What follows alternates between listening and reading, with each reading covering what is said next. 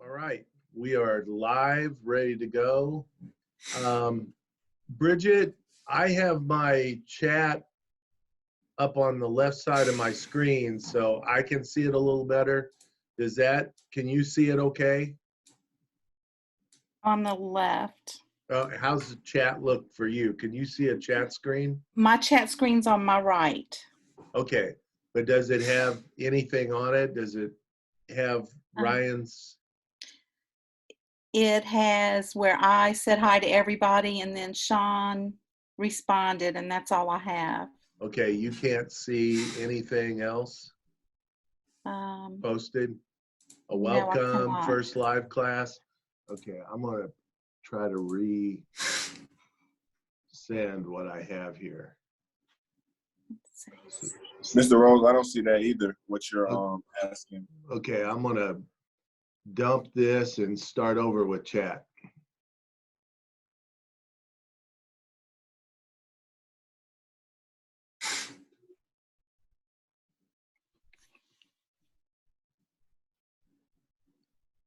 How about now?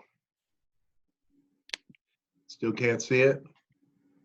Can't see a Zoom group chat. Okay, here. I just dropped my chat. Let me see. I still don't see it, sir. Okay. Here I think it is. you have to drop it and then start it again, Sean. It just popped up for me, sir. Good. Okay. Me too. Okay, good. Well, you can scroll that down as Ryan and I are talking, and then we can ask questions from here. And this gives you a little bit of information.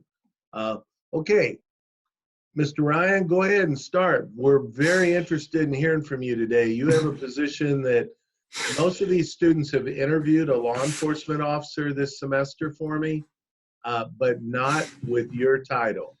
So you're a brand new concept for them. So go ahead. Well, good evening. Yes, my name is Ryan Dregge. I am a crime analyst with the Cape Girardeau Police. I've been with the department for 9 years now. I started on patrol for the first 5 to 6 years. While on patrol, I went and got my master's in public administration, and I went and got a certificate in crime analysis. So for the last 3 years, I've been a crime analyst for the city as well. It's a pretty fun job, but I understand why most people, like you said, if you've talked to law enforcement, you probably haven't got around to a crime analyst. While it is a burgeoning field, it's still not as prevalent as it probably needs to be. Even though it's kind of been around since the 60s, 70s, in some form or fashion, even back to the early 20th century, back in the Metropolitan Bureau in London. But I will try to keep the history and boring stuff off tonight. That's not interesting. It's not what you guys need to know. We'll just do a brief kind of primer, what goes into analysis, what's the basis of it, and then how a department can use it to be better. Important things to remember for crime analysis. Generally, when you hear crime analyst, it's a pretty broad spectrum of definitions. There are 4 main types of analysts. There's what we have, it's called tactical analysis. That's going to be your short-term reactionary analysis to what's going on in your city at that time. You're looking at the last few days, maybe a week or two worth of incidents. You're trying to sort out patterns that can help identify who or what might be in danger next and to help stop these things from happening. The second form is what's called strategic crime analysis. Now that's going to be more your long-term. You're looking at year over year, decade over decade data, trying to find long-term trends and problems, and from that you try and determine long-term solutions. So you're not trying to catch that weekly burglar that's terrorizing one neighborhood. You're looking at what's been systematic in the city and then investigating ways to combat that. The next type is called intelligence analysts, and that's probably what most people think of. That's what you see a lot of on TV or in the military. Military intelligence is intelligence analysts. Those work in networks. They deal more with the people than the crime. The first two is crime focused. You're focused on what's happening, where, when. Intelligence analysis is networking people. Who is doing what? With whom are they doing it? And you're doing a lot more of web and link analysis against people and organizations, not so much the type of crime or where it's happening. And then the fourth main type is what's called administrative analysis. It's when you become a crime analyst, if you ever choose to go that route, it's the one you're probably going to want to do the least, and it will be the one you end up doing the most. Administrative analysis is media requests. It is presentations for your higher ups if they need something to take to city council, if they need something to take to the mayor. They're calling you and asking you for charts and graphs and ways to try to explain their point or show what's been happening in the city. So it's not as glamorous, but it is the one you'll end up doing the most. So at least you learn how it can be useful. If you're good at communication, you learn how to get your point across the best with the data that you have. So depending on what type of department you work in, will kind of determine which of those four you'll operate the most in. You're going to be expected to do all four pretty much throughout a department. Even if you work at a big, St. Louis Metro, Nashville Metro, they still kind of they dabble in all four types. It's not so broken down that you only do one thing always and forever. There's just too much going on to ever get it narrowed down that far. And no department can really afford to have one person who only does charts and graphs presentations. That would be a pretty silly use of resources. But most of your other agencies, your small to midterm agencies, like I said, you'll be doing this for the most part. I think it's a good path that we've gone down. More and more departments our size are starting to get analysts because they are realizing the main benefit of the analyst is it's a force multiplier. It's departments are getting more and more hamstrung on their budget. Everyone's taxes and revenues are going down. Everyone's trying to do more with less. And that's where the analyst can really help a department come through. When we first got ours, when I first started my position, there were some officers, myself included, thinking, is this the best use of resources, taking an officer off the street? How is that going to help fight crime? But when done well, when you know where to put your officers when and where to be the most effective in what you're doing, and you're not just scattershot with people across the city, you learn, okay, you might be losing one off the street, but you're going to gain an ability for everyone else, multifold. So that's really good. More and more agencies are realizing that. So that's why I think more and more are starting to come around and take it a little more seriously. A lot of small agencies have had a analyst for a while because it's part of CALEA certification is you must have a crime analyst on staff. A lot of those have just been in name in my experience, but more and more as I talk to people and over the years and keep in touch with them, their departments are coming around and understanding the benefits of such a position. So I think it's going to benefit departments across the country. Ryan, if I can ask a question, for your position, is there a national clearinghouse? Is there training or conferences for your basic position? Because it's a little different than the average bear. Right. I would say the main group for that is called IACA, the International Association of Crime Analysts. They do offer training. It's pretty solid, but it's not like the end all be all. It's not like a national post certification. I actually got my certification, like I said, through the state of California. There's a company called the Alpha Group that offers the class. So they tour the country offering these classes. Every one of the professors is like an adjunct through the California state system. So when you're done, you have an associate's from the California state system, and you are certified through the California DOJ. Like I said, there's IACA, and then there's IADList, and a few other professional organizations that all help. They all focus on the same type of information. When it's objective, data-driven stuff like this, it's pretty easy to keep uniform.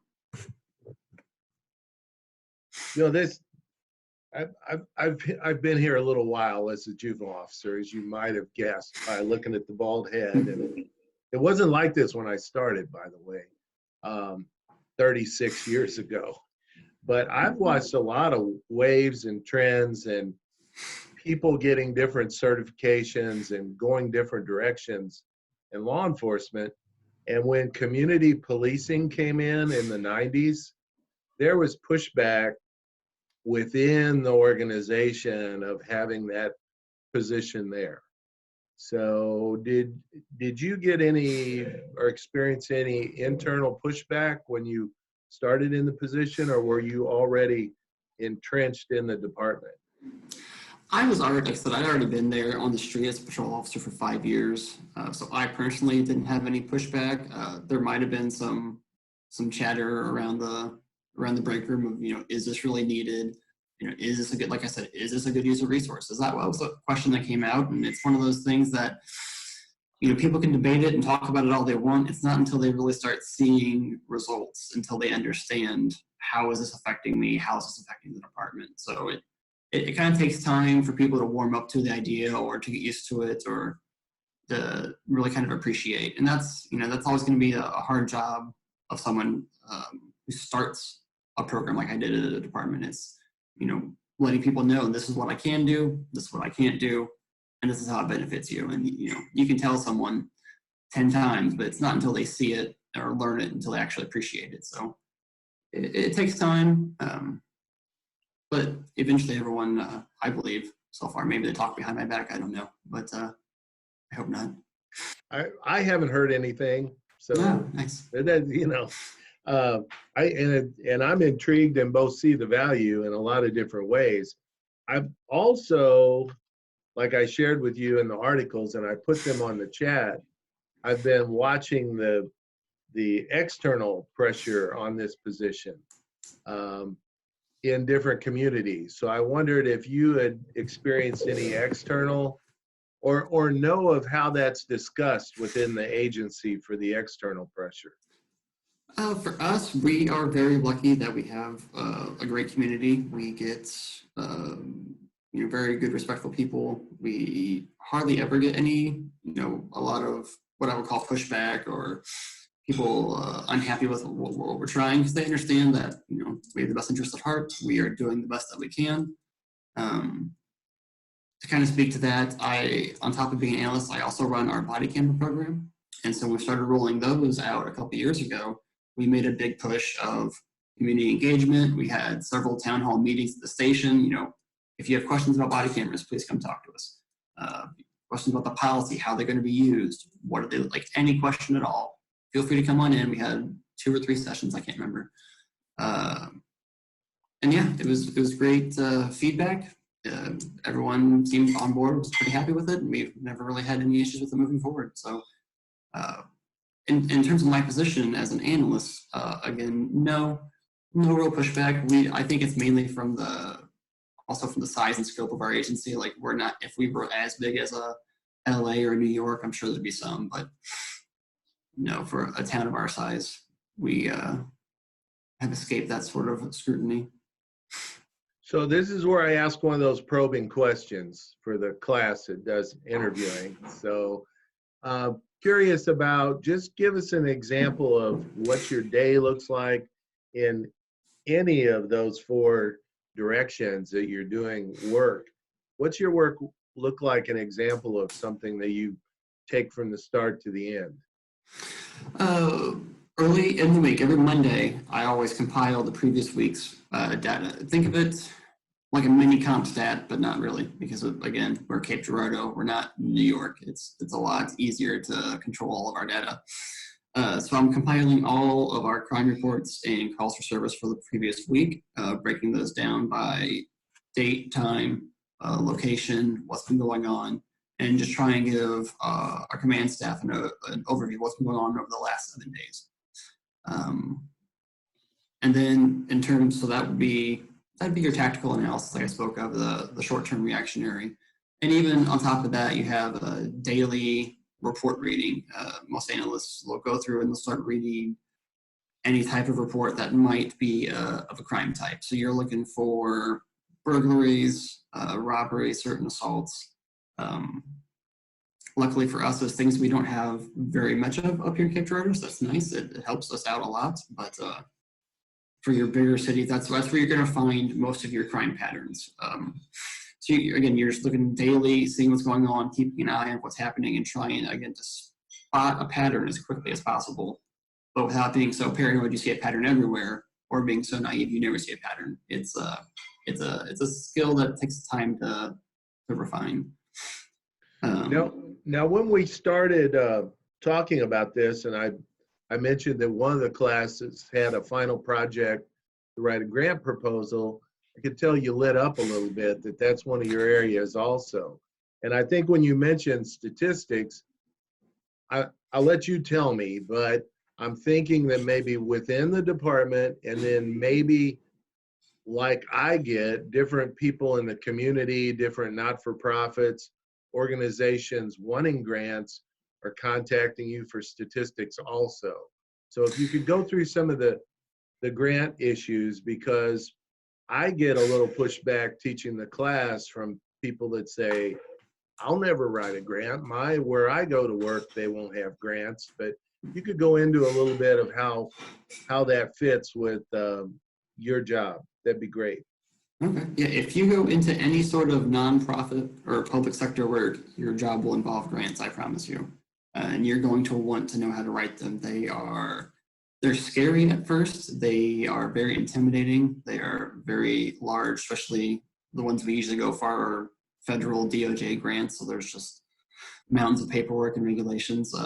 But once you do one or two and you start realizing, oh, it's just a formula, it's writing, same as anyone's been writing through any of your schoolwork. It's the same process of they give you exactly what they want. You just explain how your program's going to help them and help your city. So yeah, I would not slack on that, guys. That's going to be one that's really going to be beneficial to you moving forward. You can get grants for your departments. It's going to ensure your job security. It's going to help out your department or whatever organization you work for. Grants are very plentiful, but it doesn't make them easy to get. So it's like you said, they go hand in hand with statistics. That's why it's almost kind of natural that I kind of fell into it. I actually went there backwards. I started as a grant writer for the department before I became the analyst. But they do go hand in hand because any grant you're going to be involved with is going to want that data. They're going to want to see results, or at least see your plan of how you're going to measure results.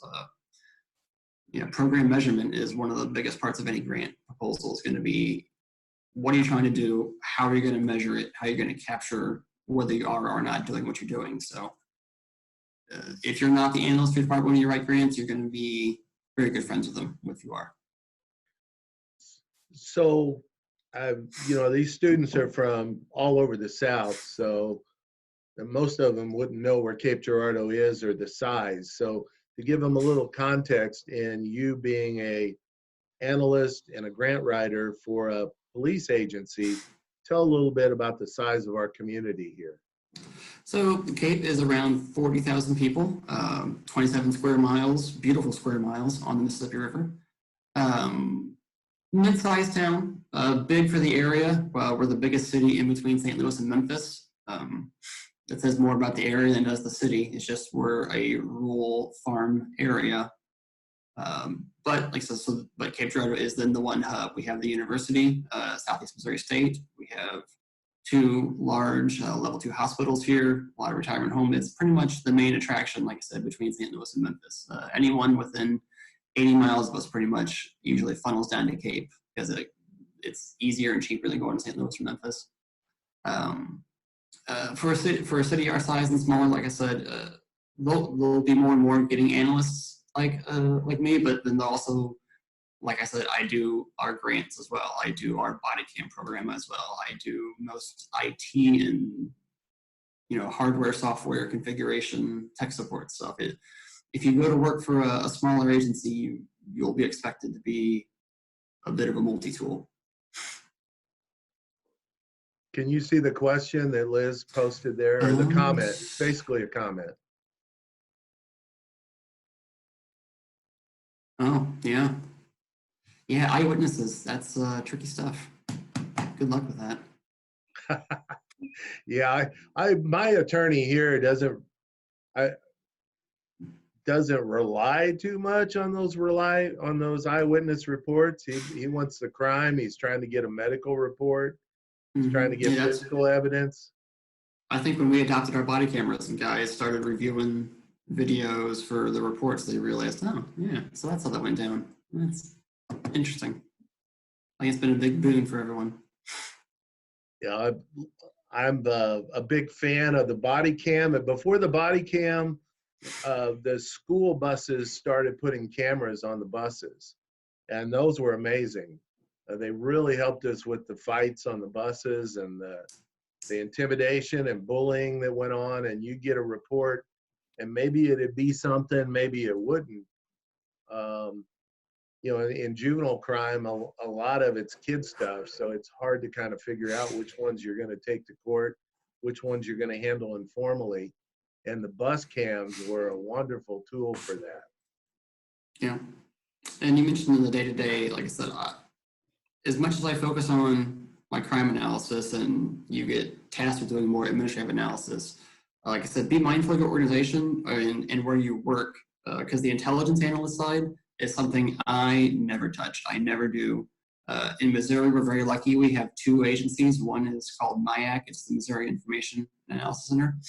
And then everyone has a RIS in their part of the world. The country is broken up into 8 territories for RIS, the Regional Information Sharing System. And so we have 2 of those here in Missouri, and they do all intelligence analysts work for free for our department. So wherever you go to work at, whatever state or township or part of the world you're in, look out for organizations like that will help you and provide a free benefit to you, so then you're not duplicating those resources. Because again, like I said, you only have so much time, only have so much bandwidth, only have so much money. You don't need to be wasting yours doing something that someone else does for free already. Sounds like some really good advice. Let's see, I've got a question. You say you don't do much with the intelligence gathering side, which is unfortunate because one of my favorite books is Minority Report by Philip Dick. So we just I've never read it. You never read it? My wife has been begging me to watch the movie lately. I'm not sure why. No. Read the book. Philip Okay. Dick, Minority Report. It's free. You can get it free or listen to the book read to you free on YouTube. But go that route rather than the Tom Cruise route. Okay. But I have a question about this.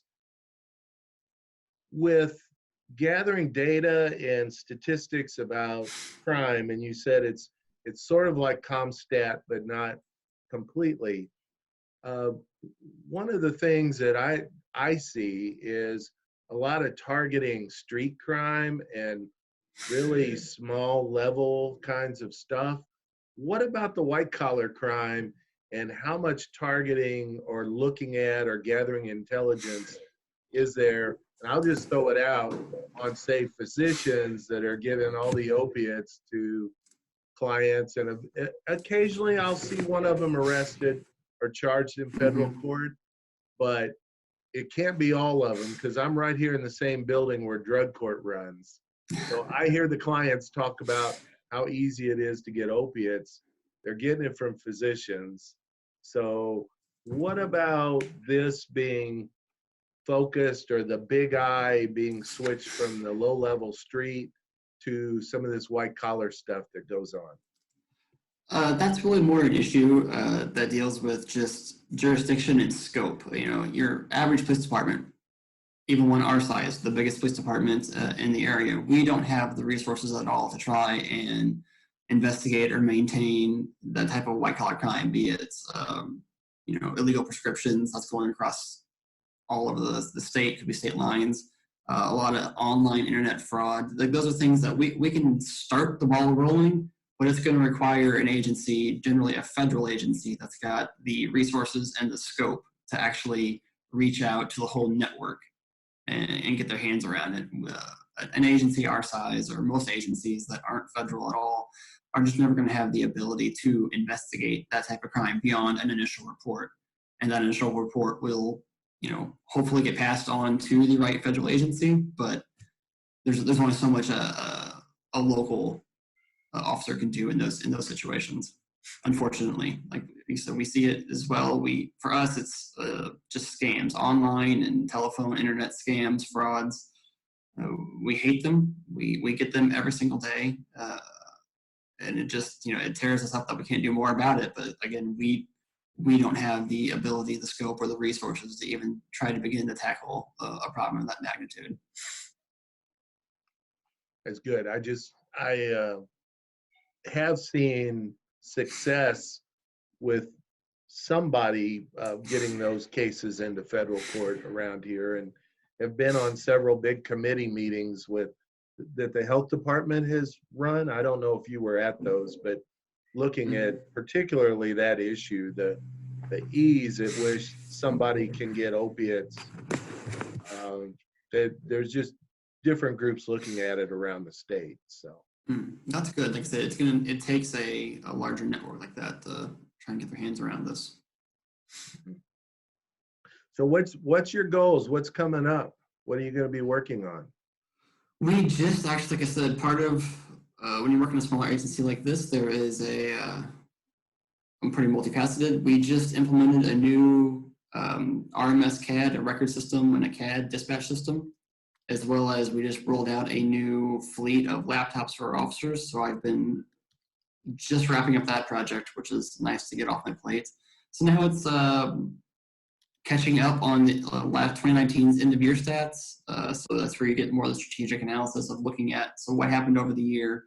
How did it compare to other years? You know, look at the differences and try and do our best to see why those differences occurred and how we can either, you know, promote the decreases and stop the increases. Will be the next thing. And between that and grants, it's grant time right now for federal government. So writing 2 or 3 of those at the moment. So it's a lot of research into that, looking up information and stats into how it's going to benefit those programs. Mm-hmm. There's a couple questions posted there, Yep, Ryan. I'm going to scroll up and see these. This is a general question. Who is responsible for actually bringing down? Like most of those high-end scams, and I mean high-end just being broad scope, is going to be your federal government. You can go to your local department. We get people to come to us. Like I said, we'll take an initial report and we'll forward them on, or at least tell the citizen how to contact the IC3. It's the Federal Internet Crimes reporting website. But until enough of them get bothered by it or something, you know, spurs them on. If I knew what made all federal agents run, I would be a lot richer probably, predicting it. Has there been any change in crime levels during COVID? Yes. Down. Ours is down almost double digits percentages. Our call volume isn't as low as I thought it would be. We still get plenty of calls, but a lot of that is still informational calls. People just concerned what's going on, wanting to know more. If not so much important crime calls as much as we get just wanting to know, or just scared, or just, you'd be surprised how often people just call the police to talk, to ask general questions, to, you know, I guess just feel better. We're happy to help as much as we can, but it becomes overwhelming some days. Our local juvenile crime rate is extremely low right now. It's dropped incredibly. Even with the probation kids that usually keep us entertained, they're staying home too. So we're not getting probation violations or those issues coming up either. The accidents are down. Yes, our accidents down almost 60%. Wow. Since our quarantine started last month. So that's been nice. Well, you've already earned one check by speaking about how important grants are in grant writing. So, you know, your check's in the mail on that. I never would have thought when I was getting my master's, when I went through like grant writing classes and some of my stats classes, I was just like, ugh, I'm never gonna need to know this. I'm never gonna look at program evaluation. That's never been part of my job. I'm gonna arrest bad guys all my life. Nope. Turns out I had to dust off those books in a hurry and write some very conciliatory emails to my professor apologizing. You guys don't have to write me. That's okay. I'm good. I'm good. Okay, on to my second usual topic that usually bring up at least once in each class is that importance of that master's degree. So let's talk a little bit about, since some of these students are already getting really close to finishing their undergrad work, and let's see what you think about the importance of the masters and opening doors and that kind of stuff. I am a fan of mine. I think it's really helped me. It helps me a lot more in just in my personal development. I learned exponentially more in my 2 years of master's program than I did in my 4 years of bachelor's work. Now, to be fair, my bachelor's is in English literature, so that could have played into it a little bit. But no, I would never tell someone how to go about their life, but if you have the time and the means to pursue it, I would recommend it. If you're interested in it at all, I think that's enough of a motivator or an instigation that you should pursue it. It's going to be more beneficial. I said for me, in just development. I mean, of course, having a master's is always going to look good on your CV in an interview, but just for yourself, for your growth and your knowledge, for me, it was the best educational experience I went through. Now, you also adjunct instructed Southeast Missouri State too, right? I am starting this fall. My class from the spring got pushed back. Okay. Well, good luck to you there. Thank you. I can be of any assistance, let me know. I'll reciprocate this if you'd like, if you have anything having to do with juveniles in your courses that you teach. So Not yet. okay, we'll see. I like your comment about that it adds the things that you didn't think it would influence, by having that further degree, because I started with a bachelor's and the state was paying for tuition reimbursement. So I started, of course, I take everything free that I possibly can. So started a master's because of that. And I saw it reduce a lot of on-the-job stress. The more theoretical base I had and the more knowledge I had about different departments, different states, it really helped with looking at some of the office problems and office issues a different way. So it was helpful to me in that way. So. Yeah, I think that's a pretty good just life lesson in general. The wider scope you can get of knowledge, the more at peace you'll be, the more understanding you'll have, and will benefit you pretty well. Okay, are there any questions that you thought you might have to face that you didn't have to face that we're going to go ahead and make you face now? I can touch on those articles you brought up. Great. Yeah, that's more in that external pressure facts, but I'd like you to do that. So I understand this more to a degree than I do others. Like I said, I do our body cameras for our department, and along with that, we were testing out. Did anyone hear of Clearview AI this past year? Have you guys heard about them? Have you seen their name in the news? No. Clearview AI was a company out of New York. They started an online service where their AI algorithm would go through all social media. So any photo anyone's ever posted online, they scraped the data off of and kept the photo. And then you could run an image search against their database. So if you had some surveillance footage, you could put it into Clearview AI, run it, and if they could find a match somewhere in the open source internet world, they would give that to you, that match. We tested it. It worked. Not enough to be worthwhile, not enough to warrant paying for it at all. But they came in the news because people did not realize that such a service was possible, and they threw up a lot of flags. And so along the lines of these articles, they had a lot of issues of protests saying this is not right, we can't have it, this is bad for society. That one confused me. I never understood why they thought that was so. I understand being skeptical or having a questioning eye towards that sort of thing, but to say it needs to be shut down immediately and forever just seems like it's a bit of an overreaction in that step.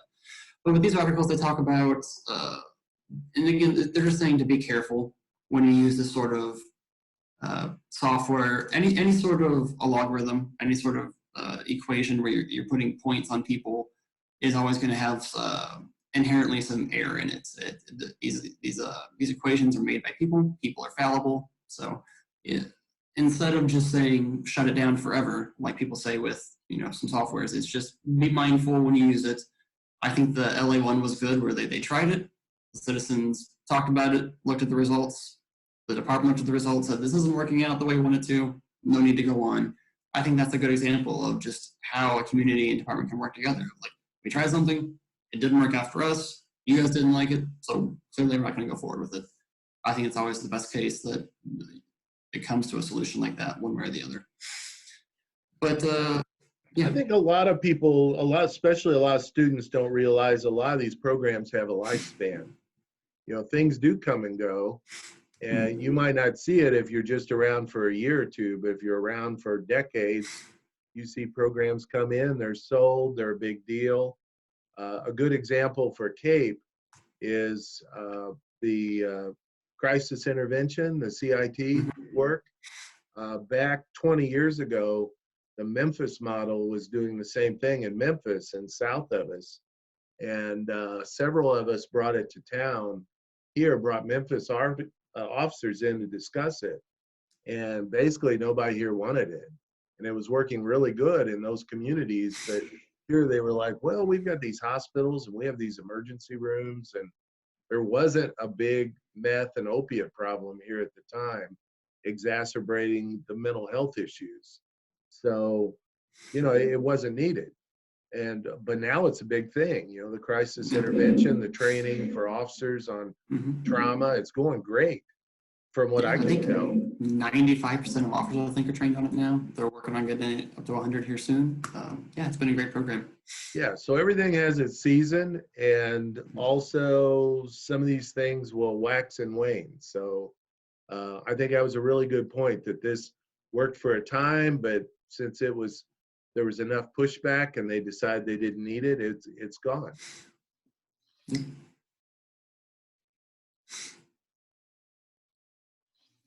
What I'll do is on the assignment page, I'll put both of these articles. So if you want to get deeper in this, you can look at what's going on or did go on either coast last year regarding analyst of crime and different surveillance issues that they had. Not what Ryan's working on, but more like he talked about, of going deeper into social media. Let's see if there's any more questions. The New York one was a lot more, was just about big data, talking about, it does the same job an analyst does, but an analyst can't cover all of New York City. When they have thousands of crimes per day, it's just too much to handle. So that's when you have to start trusting technology to some degree. All right. Does anybody have any other questions to ask? This has been a crazy semester, Ryan. I have students with not much bandwidth. Some of them are hitting hotspots to access the class. It's just been really tough on a lot of them. So I keep things a little briefer this semester and try to be forgiving as we go along. Here's a question. Hey, Bridget, when you say each department, do you mean like a precinct throughout the city? Yes, each precinct or each region of a city. Would there be a separate analyst? In my experience, with both St. Louis and Nashville Metro, the two biggest ones I've interacted with the most professionally, yes. Each area generally will have its own analyst or two. Thank you.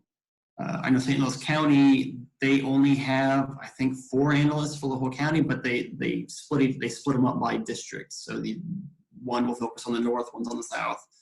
So it's not just one person for the whole city. Thank you. A few of the things I would hit on, if anyone does think they like analysis or think it's interesting, it's something that they want to pursue further down the criminal justice lifeline. The main things I would say, keep up on, like I said, I ignored the stats when I was in class. I would highly, highly recommend at least taking an intro or beginning level stats class. You don't realize how far those fundamentals are going to take you in a profession like this. Also keep up to date on any, you don't have to be like a real tech programming wizard, but if you can learn any sort of programming language like an SQL or a Python, just something that's going to help you with large data sets and any sort of database management is really going to benefit you as well. As well as GIS, if you guys are familiar with GIS, it's mapping software that you'll end up using. Those are the main things I would focus on. Also, the main thing to remember when you work in analysis is your job is to find objective data, to to find objective facts and truths through stats and numbers and things that really can't be argued. So your job is always just to be honest and tell the truth of what you have. You should never be a cheerleader. You shouldn't be trying to sculpt a narrative for the city or the department. Like when someone asks, how are robberies right now? It's not your job to be, oh, well, compared to the national average of what have you, our city's doing fantastic. You should just, oh, we are down 12% year over year. Like just be focused and be honest about what's going on, because that's going to be more beneficial to you and your department and your city than just trying to paint rainbows everywhere. Well, you just hit on criminal justice ethics, which is a master's level class at Ole Miss. So it's I'm glad you mentioned that. It's very important and a little hard to get out to the whole department, but it's a great thing when it does happen.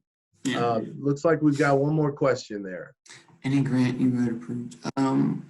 When we got our first when we first started our body camera program at Cape Girardeau, we were awarded the DOJ from the BJA. I'm sorry, the Bureau of Justice Assistance. We got their body cam implementation grant, which is a federal competitive grant. It was actually the first one I ever wrote, so I was very proud of that one. Yes. Yeah, that must have been a huge grant, because I know those are pretty expensive, and then there has to be some management and reporting around them. So there's policy behind it. It's not just a little unit. Reading Ms. Brown's question. I can't speak specifically well to healthcare. I don't really interact with many people in that field, but I would say the two we mentioned, those two languages, SQL, called SQL, and Python, are very basic, easy to learn programming languages, and they really just deal with large data sets. So I wouldn't worry too much about a field-specific software or program or language. Something that top level like those two, it just helps you deal with, when you get access databases with 30,000 patients in it, and you're trying to analyze the data on all those patients. Those languages will help you write scripts that can then quickly go through and query what you need and get you what you need, versus trying to run an Excel pivot table on 30,000 lines is going to freeze up your computer almost every time. Yeah, there's so much you can do with those languages. My son's a senior student at SEMO in the computer science department. So he's working on all those different languages. Nice. And I just asked him one day a question regarding my retirement. It's like, if I retire under this package, it looks like there's $30 more a month. However, if I take this other package, this is the what it looks like. I said, but I don't see anybody telling me this over time. He's like, well, let me write you a retirement calculator on Python. It's like, you're going to do what on the what? Yeah. And he proceeded into his room and was like, oh, yeah, right, I'm going to see this. And it wasn't a half hour later, he came out. He just wrote a little bit of code, came out, had it all calculated out, and said, basically, over time, there's no difference in either one that you take. And here's the graphs for every year. And he had it all laid out, just a little bit of Python language, build it so it showed on an Excel spreadsheet. I was like, holy cow, this college money is doing some good. That's nice. So yeah, so I will second that motion on somehow work on those languages to learn a little coding skills. So. Much like the grant writing, it's very intimidating when you first start, but once you break through that wall, you get that first aha moment, and it starts to click. It'll start coming pretty easily. Well, I'm definitely easing them into grant writing, at least in CJ 270 this semester, and they're doing a great job. I'm getting some really good examples of a formula grant. So it's going really well, and it's a good final project rather than a big paper at the end of a class. So at least I enjoy it. I think it was the literature major in me, but I always had problems at first with the formula grants because it seems too simple. Like, they must want more information than this. They want to see my flowery prose and how I explain things. And no, they just want information. They want your plan. They want the problem. They want your plan and how you're going to measure it. So don't try and reinvent the wheel. Don't try and do too much. No, there's no time for that grant evaluator to look at those. I've been on those evaluation teams, and you have just a couple of minutes and they physically ring a bell and you have to write something down and move on. So there's no time to read Moby Dick when you're evaluating grants. Yes, you're right. There's a lot of YouTube videos all on writing code that can help. There's also in communities a lot of groups now starting that help other groups learn how to write code. We even have a grant here at the juvenile office. We're part of the Codify system, which has 4 to 6th graders learning code and then competing with the code they write in little game programs. So I have a group of foster care kids that twice a year come through here on that coding competition. They do 10 weeks of learning how to write code, and then they compete against other students on who wrote the best program. So it's giving them an early start.